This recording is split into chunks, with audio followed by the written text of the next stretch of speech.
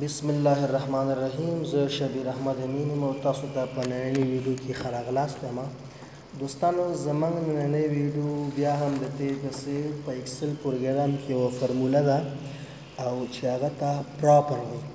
خو مخکې له دې نه چې زه په دغې فرمولې باندې په اکسل پروګرام کې کار وکړم، هغه نه مخکې تاسو ته زه یو ذهنیت سازي کوم. ګورئ کله کله زه په مایکروسافټ ورډ کې زه یو لیکل کوم، نو دلته ډېر اسانه شکل سره زه کولی شم چې له دغې ټکس لاور کیس، اپر کیس او یا هم کپیټلایز ایچ ورډ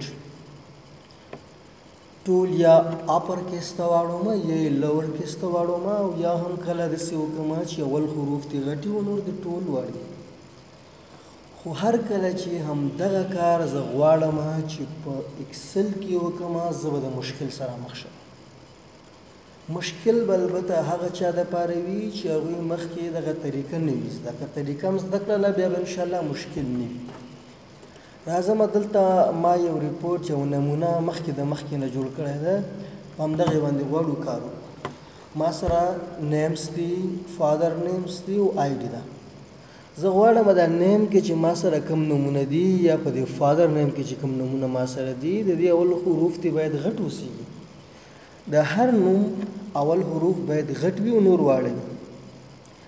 دا ما سره تیار ریپورټ دی. دا که زه بیا لیکم نو وخت زما ضایع کېږي، او که نه تیار نه وي تاسو د هرې نوم چې کله لیکئ د هرې سره شفټ ونیسئ، بیا دا ستاسو ډېر وخت ضایع کوي. نو دغې کار د اجرا دپاره زه په اکسل کې د پراپر یوه فرموله ده او دې نه کار اخلم چې تر څو کپیټلایز ایچ ورډ دغه فنکشن په ورډ کې چې دغه دی دا کار ما ته اجرا کړي، یا د نومونو اول حروف دې غټ اوسېږي او نور دې ټول واړه اوسېږي. ښه، نو راځم مساوي علامه پرس کوم کیبورډ نه او پراپر قوس شروع دا نوم دا انتخابوم او کیبورډ نه انټر پرس کوم. اوکې دوستانو، دا ما سره اجرا شو. دلته راځم او ډبل کلیک پې کوم تر څو لاندې ما سره ټول فل شي. دا کار خو وکړم، اوس دا کم نومونه چې دلته راغله دا اصلاح شو، دا اصلاح اوس دلته پکار دی. که دا زه دې ځای نه کنټرول سی کاپي کوم او دلته پیسټ کوم کنټرول وي، نو ګوره ما سره دلته پرابلم راځي، نه کېږي کنټرول زیډ. د دې کار دپاره که بیا بل داسې کنټرول زیډ همدغې نیم مخې ته راځم او دلته انزرټ یو بل کالم اخلم، دلته ودرېږم او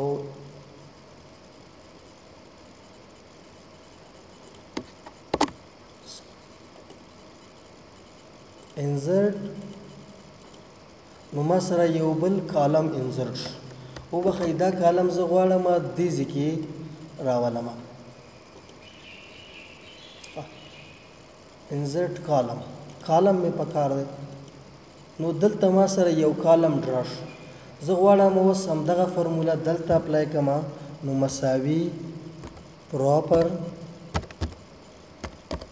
قوس شروع سل انتخاب و کیبورډ نه انټر پرس، دلته ودرېږم او ډبل کلیک پې کوم. صحیح شو، دا خو اصلاح شوله. نو اوس که دا زه وخت دا ډیلیټ کړم، دا کالم دا اوریجنل کالم چې زه ډیلیټ کړم، دا بل کالم ورسره خپله ډیلیټ کېږي. کنټرول زیډ. نو د دې لپاره اوس دغه یو تخنیک نه کار اخلو. هغه تخنیک داسې دی کنټرول وي، دا یو دا زه غواړم هایټ یې کړم، وبخئ کالم دا یو کالم غواړم زه هایټ یې کړم.